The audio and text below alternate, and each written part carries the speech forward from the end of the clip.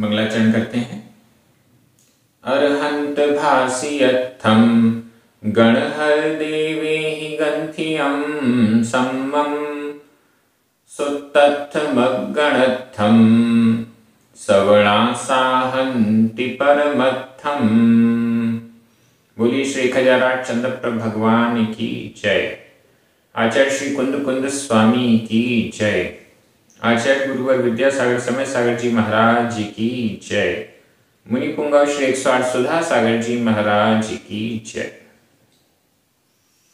हम सभी बड़े सौभाग्यशाली हैं जो हमें अट्ठपाहुड़ जैसे महान ग्रंथ के अध्ययन का अवसर मिल रहा है। हम सभी तीसरे पाहुड़ पर हैं, सुत्त पाहुड़। इस सुत्त पाहुड़ में आचार्य कुंद कुंद स्वामी ऐसी ऐसी गाथाएं हमें प्रदान कर रहे हैं जो आश्चर्यकारी अर्थ और हमारे कल्याण के लिए निमित्त बन रही हैं। इतना अच्छा उदाहरण, इतने अच्छे दृष्टांत दे रहे हैं जो हमें बड़ी सहजता से समझ में आ रहे हैं। आज हम दो गाथाओं का अध्ययन करेंगे, क्रमशः गाथा क्रमांक 10 और 11।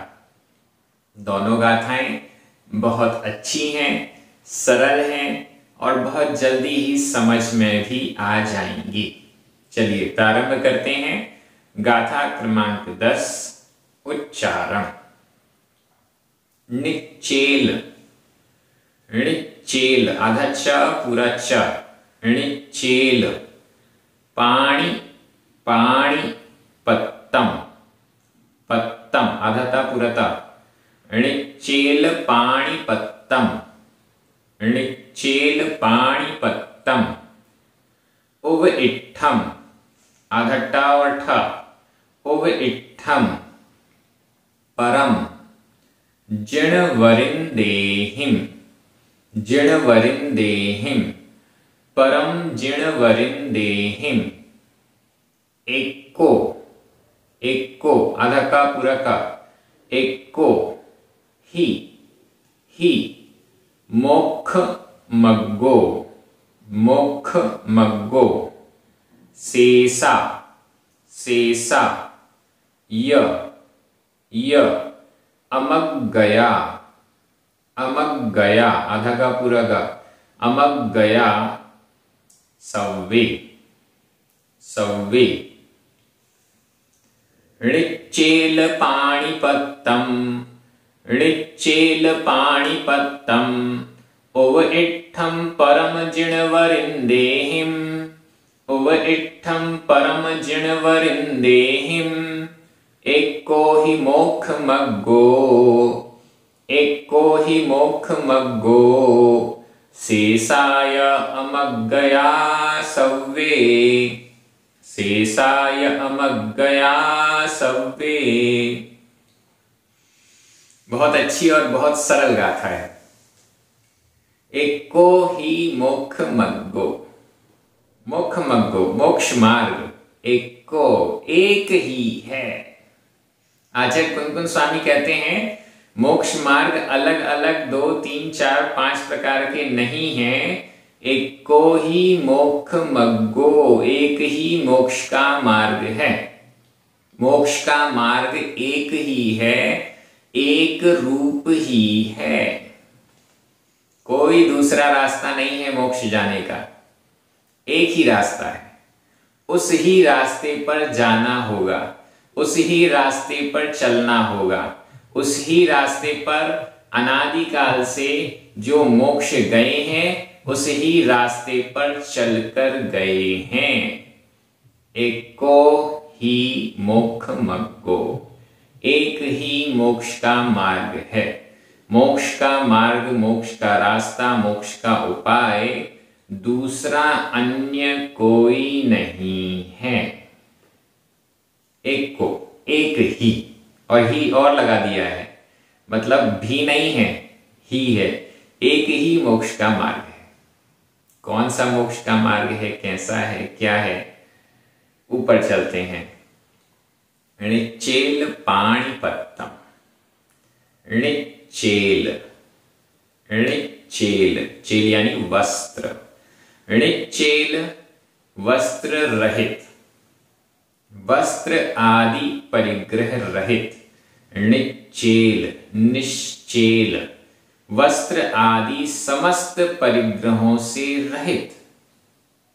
दूसरा पाणिपत्तम, पाणी पात्र वाले। पाणी, पाणी यानी हाथ, पत्तम पात्र, हाथ ही जिसके लिए पात्र है। भोजन ग्रहण करना है तो हाथ ही जिसके लिए पात्र है।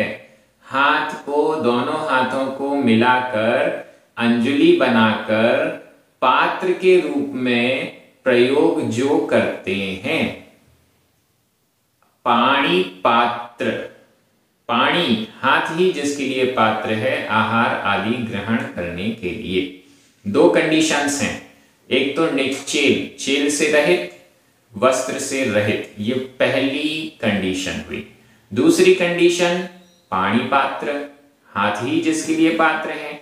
आहार ग्रहण करते हैं, किसी अन्य पात्र में ग्रहण नहीं करते, हाथों में ही ग्रहण करते हैं और फिर अपने मुख में उस भोज्य पदार्थ को ग्रहण कर लेते हैं। हाथों से अपने मुख में ग्रहण कर लेते हैं, किसी पात्र से उठाते नहीं, किसी पात्र में लेकर रखते नहीं, सीधे हाथ में ग्रहण करते हैं और हाथ से अपने मुख में ग्रहण करते हैं।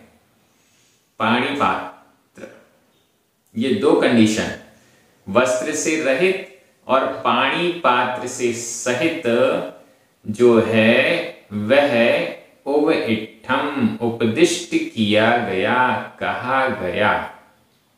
उवइट्ठम, कहा गया। उवइट्ठम भूतकालिक कृदंत का अनियमित प्रयोग है। उवइट्ठम, कहा गया। क्या कहा गया? निश्चेल, चेल से रहित और पाणी पात्र, वस्त्र आदि परिग्रहों से रहित, और पाणी पात्री जो हैं वे ही, नीचे लिखा एक को ही मोक्ष मग्गो, ये एक ही मोक्ष का मार्ग है। मोक्ष मार्ग में जो चल रहे हैं उनकी पहचान हम कैसे करें? मोक्ष मार्ग में जो स्थित हैं, मोक्ष मार्ग में जो आगे बढ़ रहे हैं, उनकी पहचान क्या है? दो चीजें बता दी आचार्य कुनकुन स्वामी ने। सबसे पहला णिच्चेल, चेल यानी वस्त्र से रहित होना चाहिए, और दूसरा पाणी पात्र वाला होना चाहिए, हाथ में आहार ग्रहण करने वाला हो, हाथ को ही पात्र बनाकर आहार ग्रहण करने वाला हो। अपने साथ कोई कटोरा ना रखता हो, कोई डिब्बा ना रखता हो, कुछ भी ना रखता हो, हाथ में ही आहार ग्रहण किया और सीधे अपना भोजन हो गया। ऐसा व्यक्ति, ऐसे मुनिराज ही मोक्ष मार्गी हैं, और ये एक ही मार्ग है, दूसरा कोई रास्ता नहीं है। आगे कह रहे हैं उवइट्ठम, कहा गया। ये जो निश्चेल और पाणी पात्र है, यह उवइट्ठम कहा गया। क्या कहा, किसके द्वारा कहा गया? परम जिण वरिंदेहिम, परम उत्कृष्ट जिण वरिंदेहिम। देखिए, उत्कृष्ट परम कह रहे हैं, फिर जिणवर भी कह रहे हैं, और फिर इंद्र भी कह रहे हैं।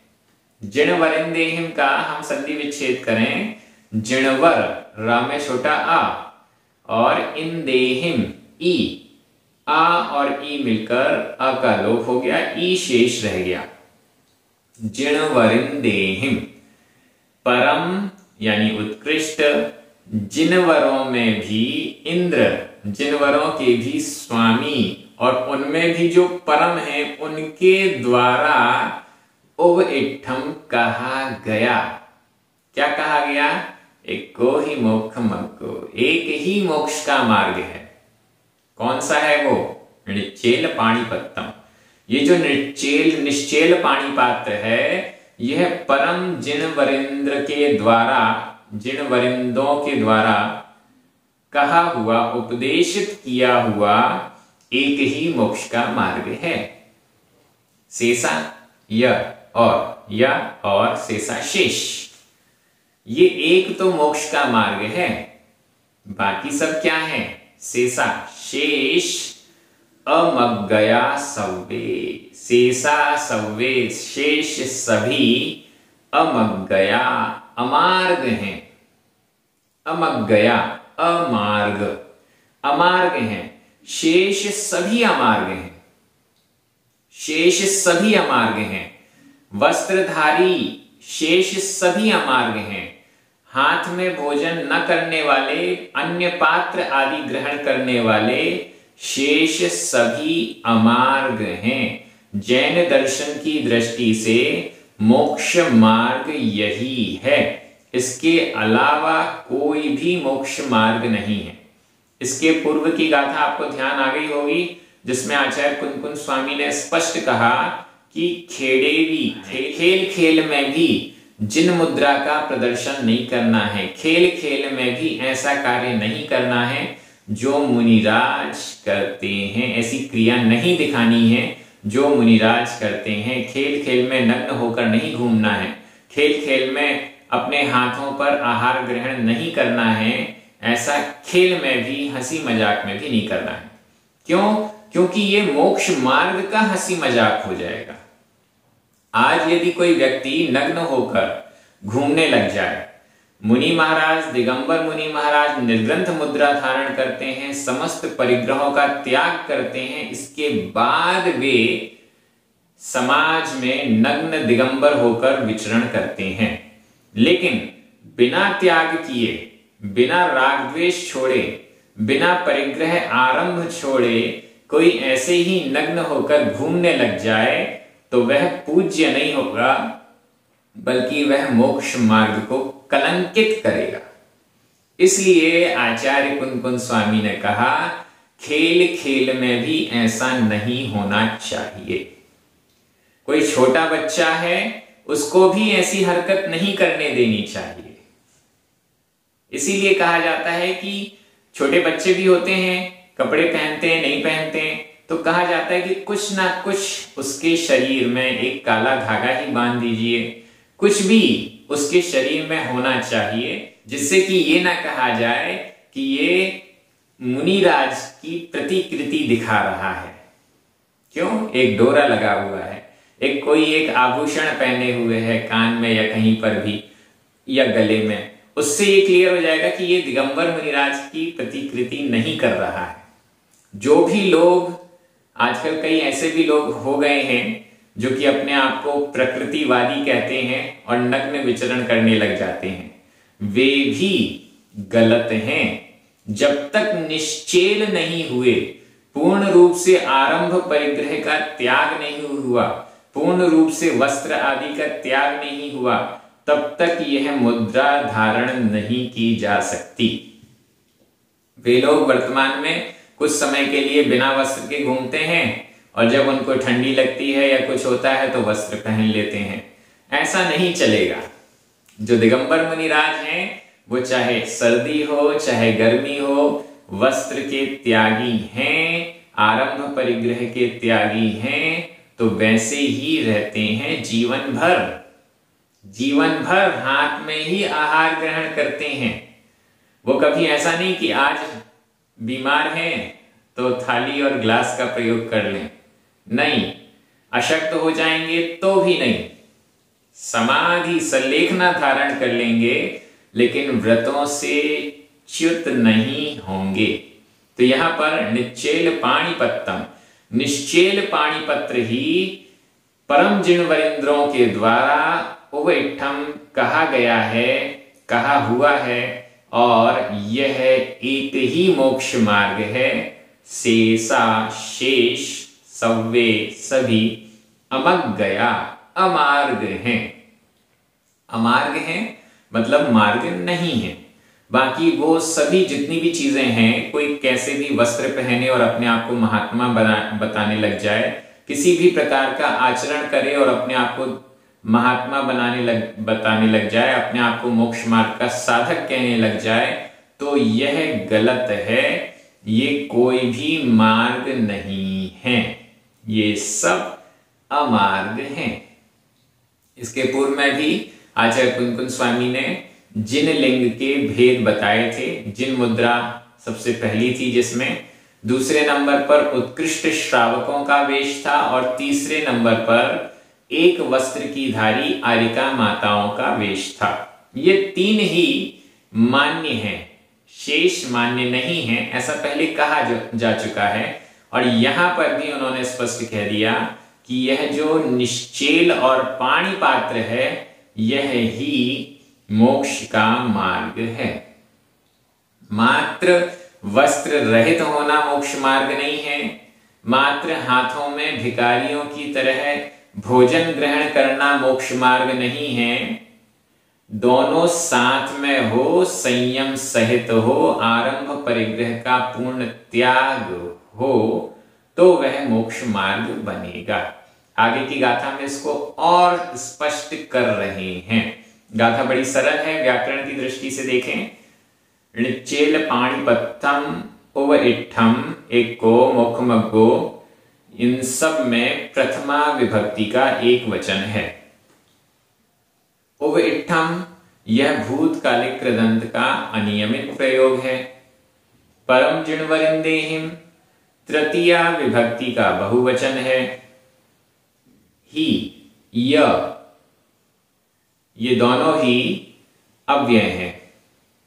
शेषा, अमग्गया, सव्ये, ये तीनों ही प्रथमा विभक्ति के बहुवचन हैं। मैं एक बार हिंदी अर्थ कर रहा हूं, आपकी नजर प्राकृत शब्दों पर जानी चाहिए। इतनी अच्छे तरीके से यहाँ पर गाथाओं का अर्थ किया जा रहा है, अध्ययन किया जा रहा है, क्लास चल रही है। मुझे तो ये लगता है कि आप इस वीडियो को देखते देखते ही इस गाथा के एक एक शब्द को समझ लेते हैं, याद भी कर लेते हैं। और लास्ट में जब ये हिंदी अर्थ कर रहा हूं, आप तुरंत प्राकृत शब्दों पर देखते हैं। इसका मतलब है कि आपको समझ में आ गया है।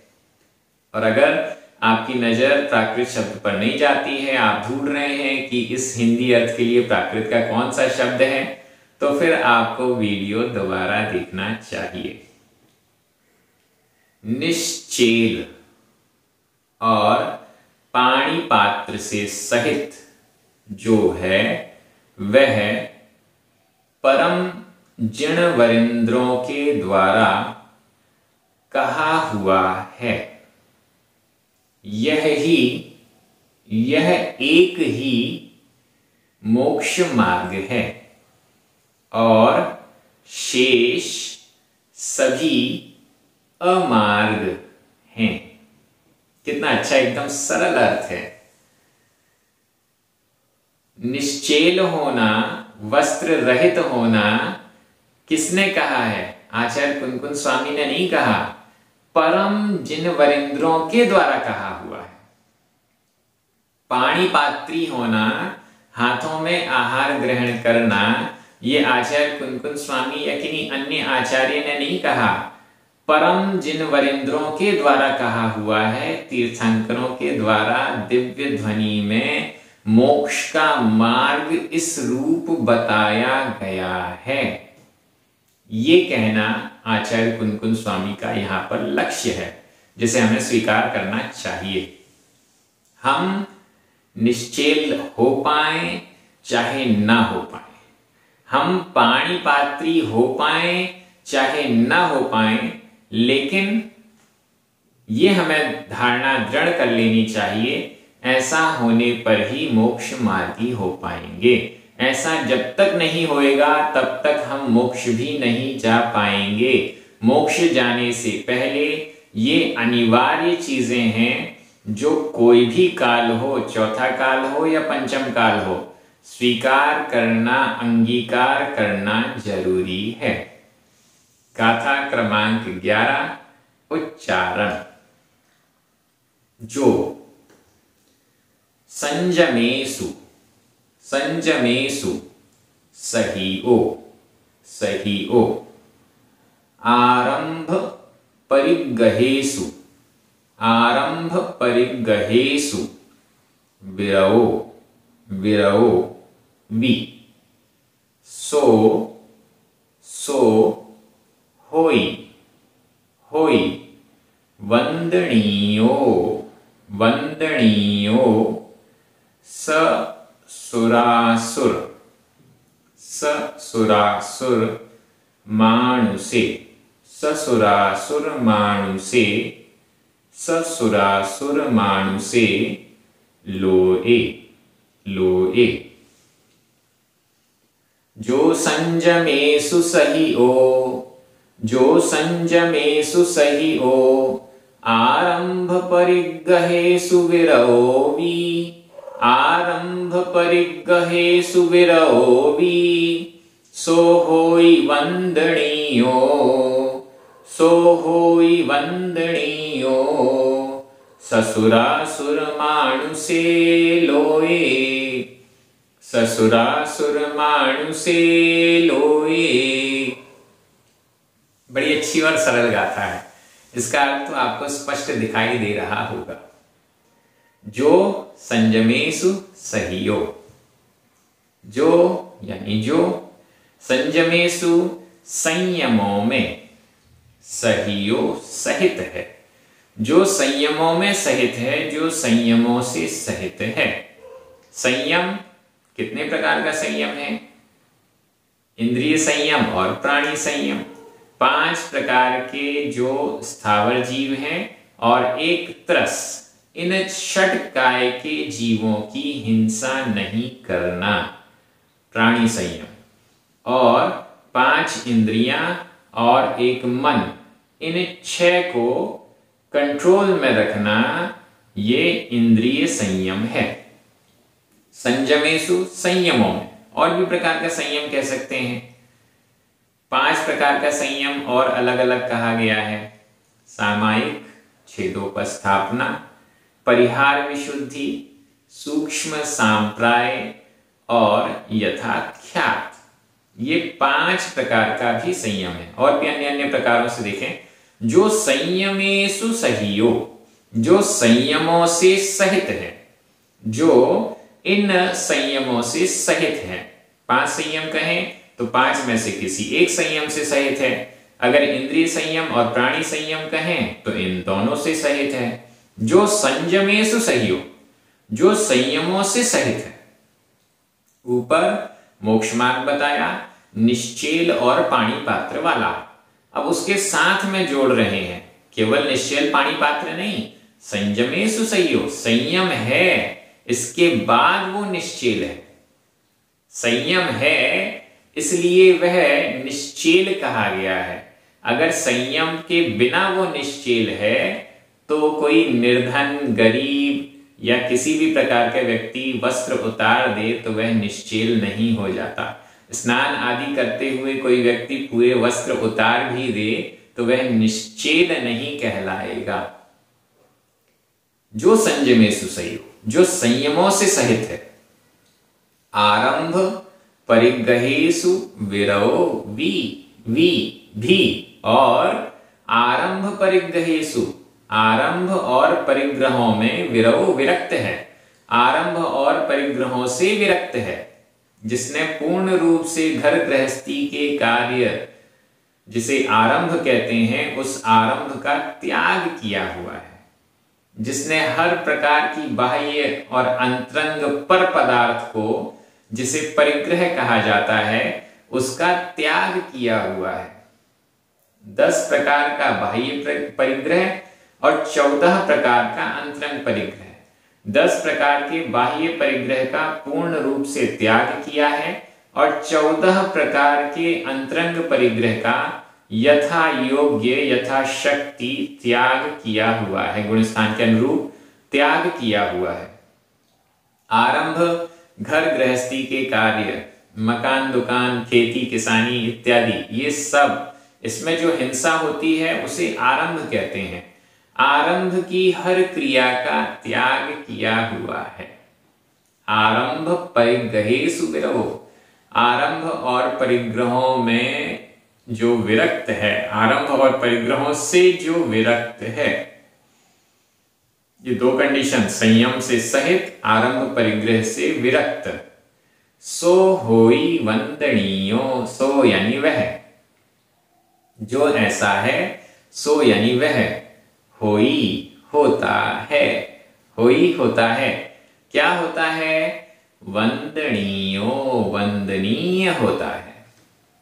जो संयम से सहित नहीं है वह वंदनीय भी नहीं है। जो आरंभ और परिग्रह से विरक्त नहीं है, आरंभ और परिग्रह से सहित है, वह वंदनीय भी नहीं है।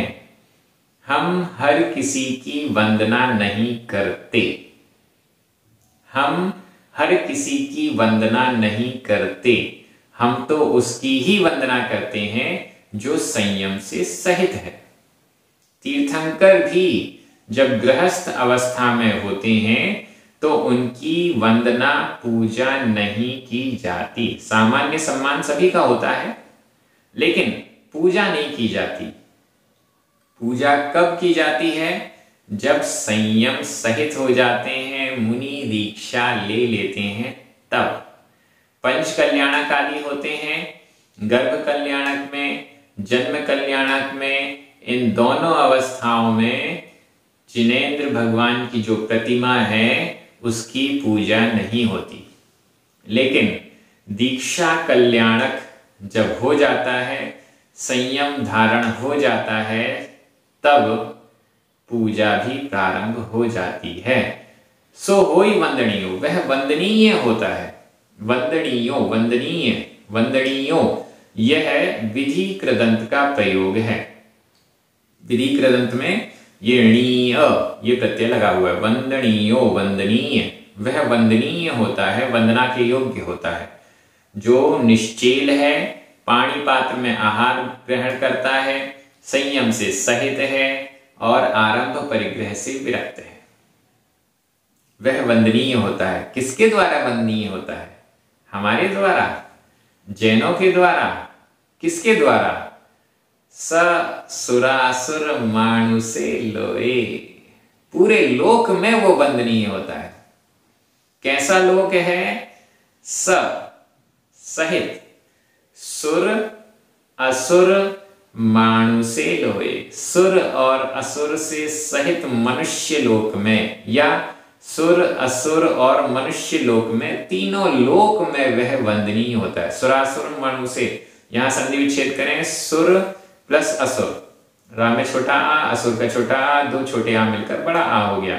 सुर और असुर, स यानी सहित, सुर और असुरों से सहित मनुष्य के लोक में, या फिर सुर असुर और मनुष्यों से सहित लोए लोक में, पूरे तीन लोक में। नारकियों के द्वारा भी वंदनीय है, लेकिन नारकियों को दर्शन होते नहीं हैं। किनके दर्शन नहीं होते? संयमियों के दर्शन नारकियों को नहीं होते। सुर और असुर, असुर का मतलब हुआ भवनत्रिक के देव, सुर का मतलब हुआ स्वर्गों में रहने वाले देव। स्वर्गों में रहने वाले देव वैमानिक देव। चार प्रकार के देव होते हैं, जिसमें वैमानिक देवों को तो सुर कहा गया है, और शेष जो तीन हैं, भवनवासी, व्यंतर और ज्योतिष्क, इन तीन प्रकार के देवों को असुर कहा गया है। मतलब जो सुर नहीं है, स्वर्ग में नहीं रहते हैं, वो भवनत्रिक के देव हैं। इनके भी बड़े विशाल विशाल भवन होते हैं, बहुत लंबी लंबी आयु होती है, सारे सुख भोग होते हैं, लेकिन स्वर्गों में नहीं रहते। सुर और असुर, सुर असुर और मनुष्यों से सहित लोक में ये वंदनीय होते हैं। केवल हमारे द्वारा, जैनों के द्वारा, किसी दो चार लोगों के द्वारा वंदनीय नहीं है, ये तो पूरे तीन लोक के द्वारा वंदनीय है। ऐसे संयमी, आरंभ परिग्रह के त्यागी, निश्चेल, पाणिपात्री को हम सभी का नमन हो, नमस्कार हो। अर्थ एकदम क्लियर है व्याकरण की दृष्टि से। जो, सही ओ, विरओ, सो, वंदनीयो, इन सब में प्रथमा विभक्ति का एक वचन है। संयमेषु, आरंभ परिग्रहेषु, इन दोनों में सप्तमी विभक्ति का बहुवचन है। वी अव्यय है। होई वर्तमान काल अन्य पुरुष एक वचन का क्रिया रूप है। स सुरासुर मानुषे लोए, इन दोनों में सप्तमी विभक्ति का एक वचन है। अब मैं हिंदी अर्थ कर रहा हूं, आपकी नजर तुरंत प्राकृत शब्दों पर जाएगी। जो संयमों से सहित और आरंभ परिग्रहों से विरक्त है, वह सुर, असुर और मनुष्यों से सहित लोक में वंदनीय होता है। इतनी सरल सरल गाथाएं वो भी आचार्य कुनकुन स्वामी लिख रहे हैं, ऐसा तो सोचा भी नहीं जा सकता। इतनी सरल ये गाथाएं होंगी, ये तो किसी ने कल्पना भी नहीं की। अब जब पढ़ना शुरू किया तो पता चला कि गाथाएं कितनी सरल हैं। ऐसे ही आगे बढ़ते रहेंगे और अष्टपाहुड़ ग्रंथ को हम पूरा करेंगे। आप सभी मिलकर, हम सभी मिलकर इस ग्रंथ को पूर्ण करेंगे, यही भावना है। आप सभी बहुत अच्छे से अध्ययन कर रहे हैं, सभी को बहुत बहुत धन्यवाद। एक दूसरे को इस ग्रंथ के स्वाध्याय के लिए प्रेरित अवश्य करें, जिनवाणी स्तुति करें, 9 बार नमोकार मंत्र पढ़ें। सभी को जय जिनेन्द्र।